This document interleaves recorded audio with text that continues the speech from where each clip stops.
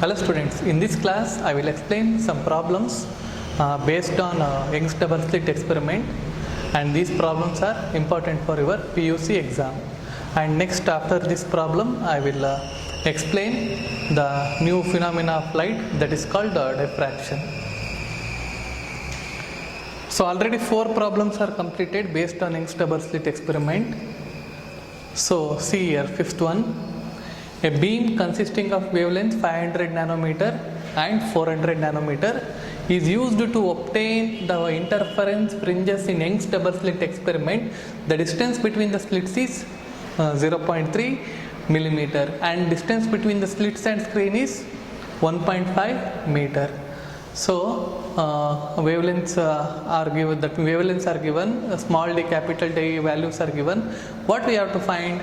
Compute the least distance of the point from the central maximum where the bright fringes due to the wavelength coincide. So based on last problem only, in the same concept we have to solve. I will write, so this formula directly I will write. While writing you have to write in order like given lambda 1, lambda 2, in that way you have to write. Okay, I am directly writing, that means, so compute the least distance of the point from central maximum where the bright fringes means I will take x bright fringe for first wavelength should be equals to bright fringe for second wavelength. In this way I will write, and n1 lambda 1 d by small d is equals to n2 lambda 2 d divided by small d. I hope you understood this step. So previous problem also we have solved on the same concept. And next what you have to do, just write n1 lambda 1 is equals to n2 lambda 2 and find out the value of n1 by n2. n1 by n2 that is equals to lambda 2 divided by lambda 1, and n1 by n2 is equals to lambda 2. Lambda 2 that is given as 400 nanometer. 400 into 10 to the power minus 9 divided by 500 into 10 to the power minus 9. This will get cancelled. Finally, we will get 4 by 5. Then n1 by n2 value, the ratio it comes 4 by 5. After finding this n1 by n2, next take any one formula, that is I will take here x b1 that is equals to n1 lambda 1 capital D divided by small d, right? So this value we have to find. So x b of n1 is 4, lambda 1 is 400, 500 nanometer, 500 into 10 to the power minus 9 into d, capital D 1.5 divided by small d is 0.3 millimeter into 10 to the power minus 3. Solve this, you will get the answer, that is here x distance from the central bright fringe, that equals that you can able to write it as 4 into, that means here 4 into 1.5 you can write 6, 5 into 10 to the power minus 7 you can write, and here you can write 3 into 10 to the power minus 4, and this distance is equals to here 1 times, here 2 times, you can write 10 into 10 to the power minus 4. If you shift means that becomes plus 4 minus 3 meters, or you can write it as 10 to the power minus 2 meters, isn't it? So this is the distance. There the two bright fringe will coincides.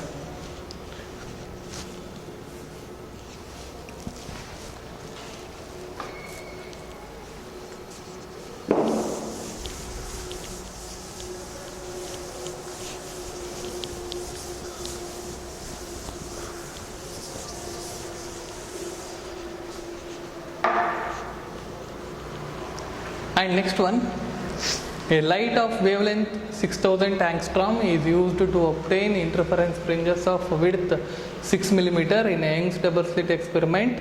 Calculate the wavelength of light required to obtain the fringe of width 4 mm when the distance between the screen and slits is reduced to half of its initial value. So first time this one width 6 mm, fringes of width 6 mm means that is beta 1 value is given 6 mm, that is 6 into 10 to the power minus 3 meter, isn't it? And next wavelength, in that time the wavelength is 6000 angstrom, 6000 into 10 to the power minus 10 meter. Next, what is the question? Calculate the wavelength of light required. Lambda 2 we have to find to obtain fringe width of 4 mm. Beta 2 value is given. Beta 2 means 4 into 10 to the power minus 3 meter. When the distance between the screen and slits is reduced, that means initially when fringe width is 6 into 10 to the power minus 3 meter, and for this wavelength d1 is d.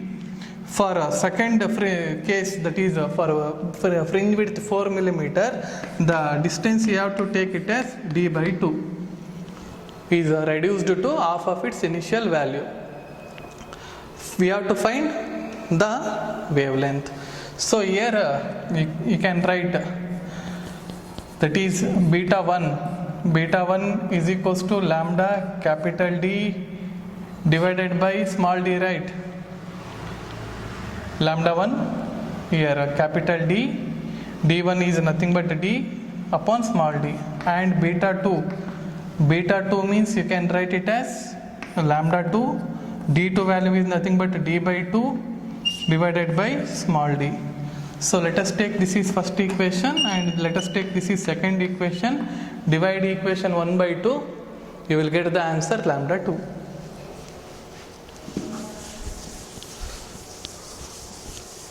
That is beta 1 is how much? 6 into 10 to the power minus 3 meters. Next 4 into 10 to the power minus 3 meters. This equals lambda 1 is 6000 angstrom and this is capital D as it is. So small d multiplying by, and here lambda 2 is how much? Lambda 2 is we have to find, lambda 2 we have to calculate into here d by 2 as it is, isn't it? So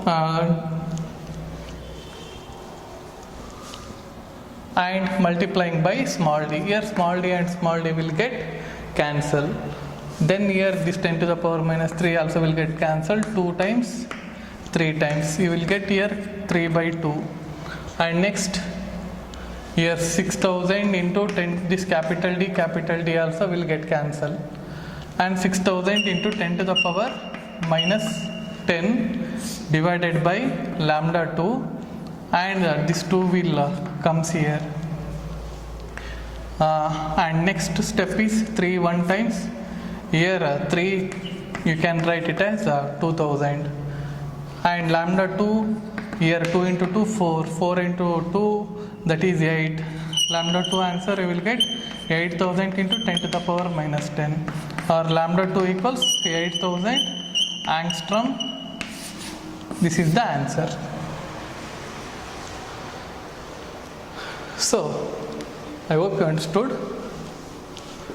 First you have to understand the question carefully and you have to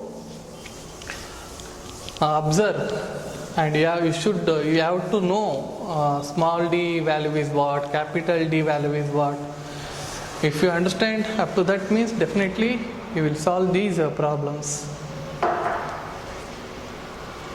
And next, 7th one. In the 7th one, in Young's double slit experiment, the distance between the slits is 0.5 mm when the screen is kept at a distance 100 cm. That is small d value is given 0.5 millimeter, 0.5 into 10 to the power minus 3, when the screen is kept at a distance of 100 centimeter, capital D. 100 centimeter means 1 meter. The distance of ninth bright fringe from the center of the fringe system is, that is x9 bright fringe value is given 8.835 into 10 to the power minus 3 meter. What is first question? First question A is find the wavelength of light used. That is, I will write here x9b is equals to, we can write n lambda capital D divided by small d. This value is 8.835 into 10 to the power minus 3. This equals, n means 9th means 9 you have to substitute here. Lambda, that value we have to find. Capital D is 1 meter divided by small d 1.5. You can write half into 10 to the power minus 3. Then lambda is equals to 8.835 into 10 to the power minus 3. This one becomes 18, 10 to the power plus 3. So divided by 18 into 10 to the power plus 3. And you will get, check the answer, this becomes 10 to the power minus 6 plus 3 goes to numerator means minus 6, 8.835 by 18.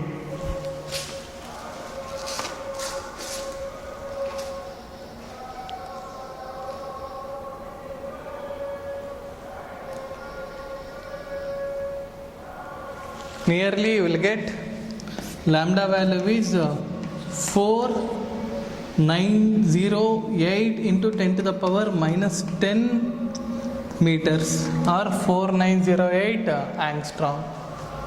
And in the second question you see, we have to find the distance of third dark fringe from the center of the screen. Third dark fringe means x3 dark, I will write. You have to use the formula for dark fringe, that is 2n minus 1 lambda capital D divided by 2d. Right.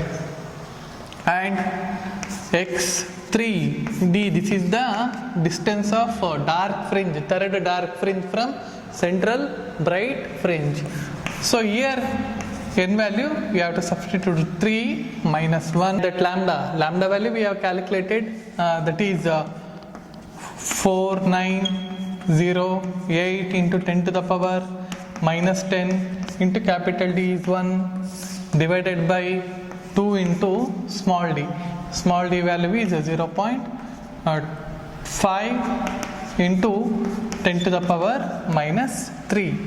So here x3 dark fringe value you will get 6 minus 1, 5 into 4908 into 10 to the power minus 10 divided by 10 to the power minus 3 meter. Simplify and find the answer. So, and remember, you can use 2n plus 1 lambda capital D divided by 2d also. Whenever you are using plus 1, then you have to take the value, n value as 0, 1, 2, 3 like that. If you are taking n minus 1, then you have to take n value as 1, 2, 3. So what is the difference in solving the problem means, suppose here they are asking third dark fringe. If you use this formula, you have to consider n value as 2, isn't it? But if you use n minus 1 formula in the question 3 means directly you can write 3. In the question 4 means directly you can write 4. So better take 2n minus 1 lambda capital D divided by 2d while solving problems. Whatever the number they will give in the question, directly you can substitute in the formula. I hope you understood these problems.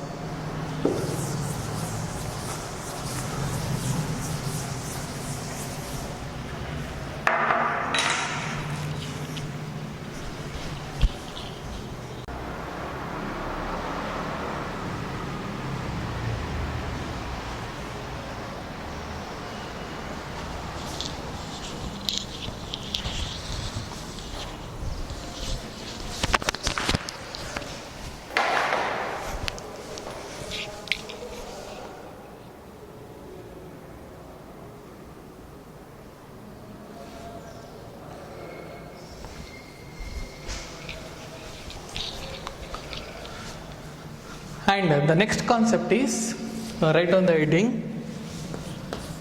diffraction. So this is one more phenomena of light. So to understand this diffraction phenomena, let us consider this is the slit or an aperture. Then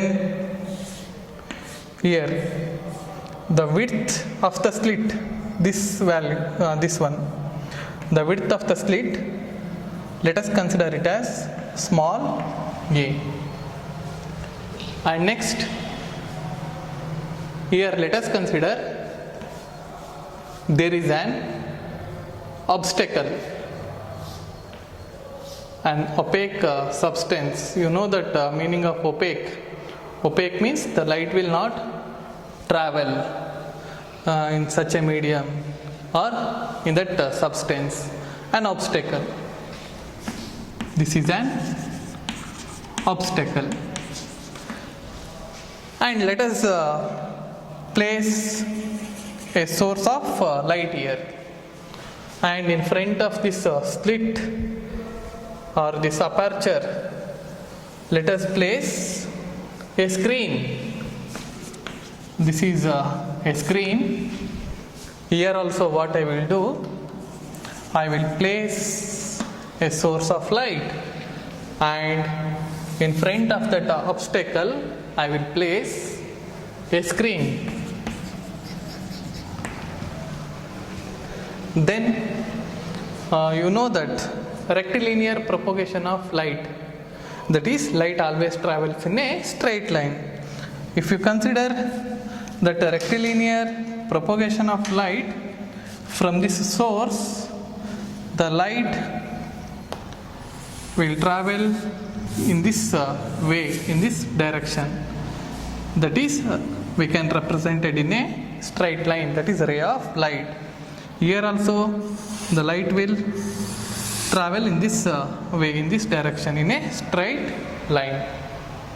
And if you see, this is obstacle, means the light will travel in this way, in this direction.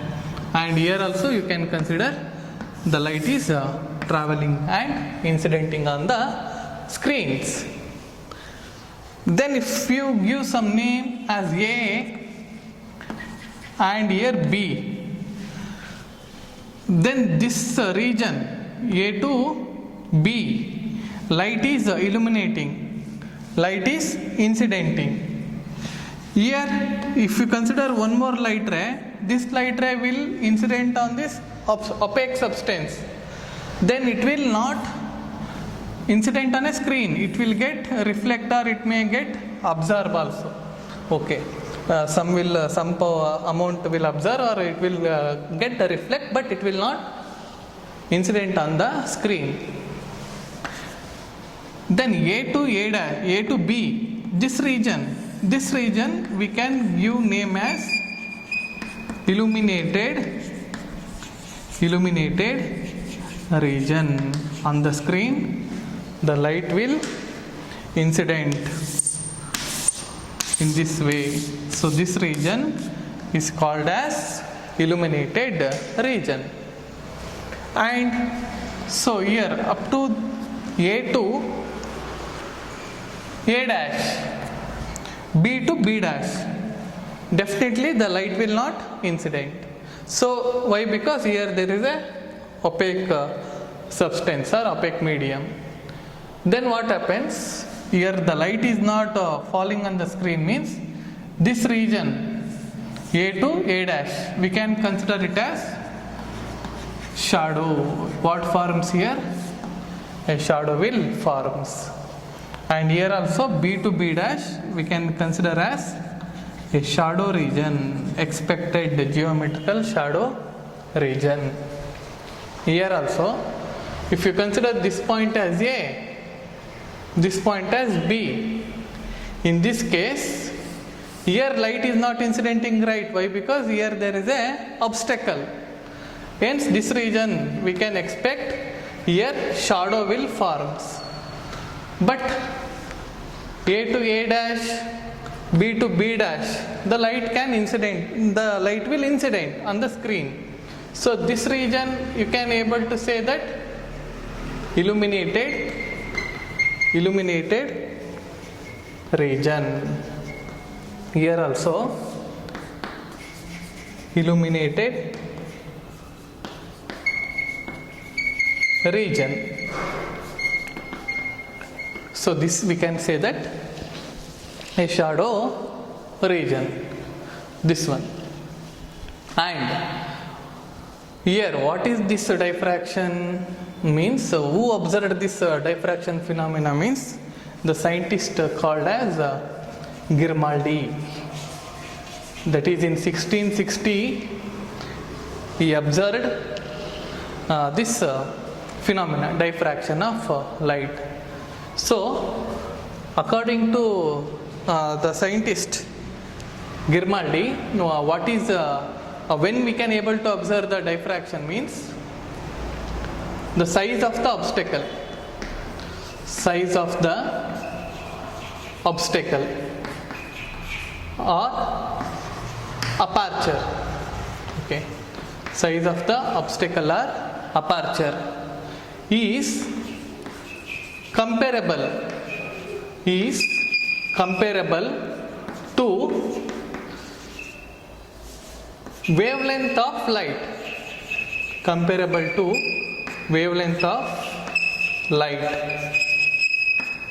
then we can observe this phenomena. That means what happens here, we know that so from A to A dash that has to form shadow, but in day-to-day life, now day-to-day life means we cannot observe diffraction of light in day-to-day life. Why? Because always that condition has to satisfy.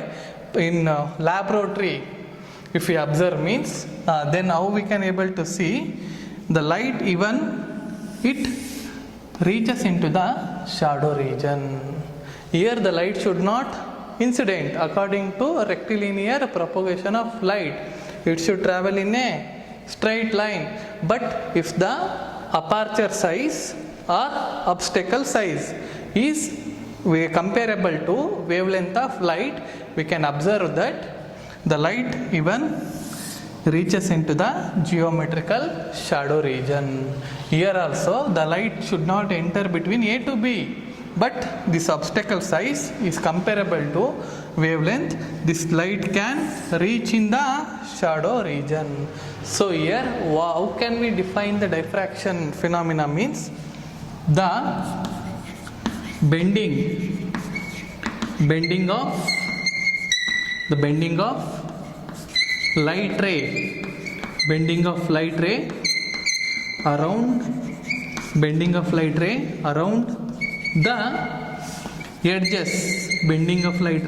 the edges of the corner. Okay, bending of light ray around the edges of corner is called, this phenomena is called diffraction of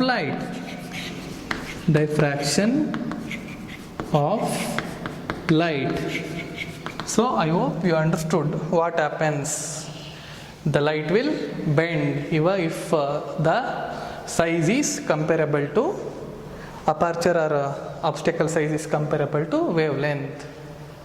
And here on the screen what type of pattern we observe means, again we will observe some bright fringes and dark fringes on the screen.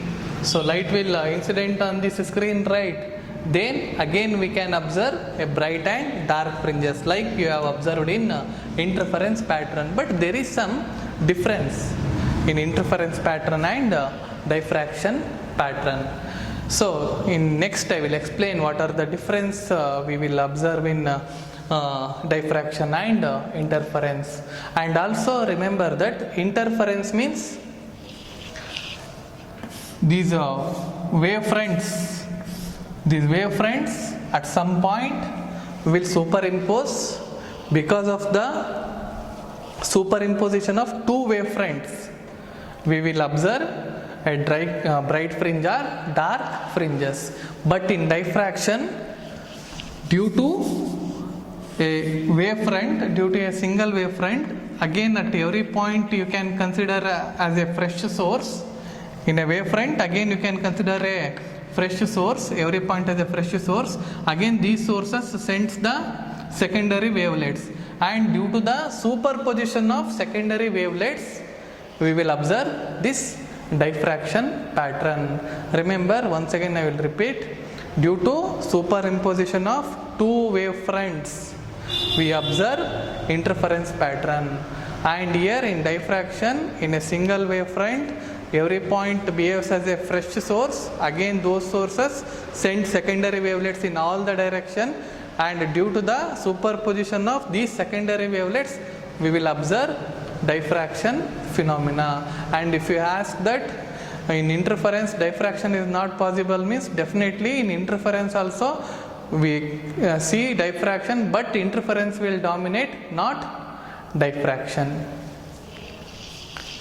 And we can explain this diffraction phenomena through wave concept also.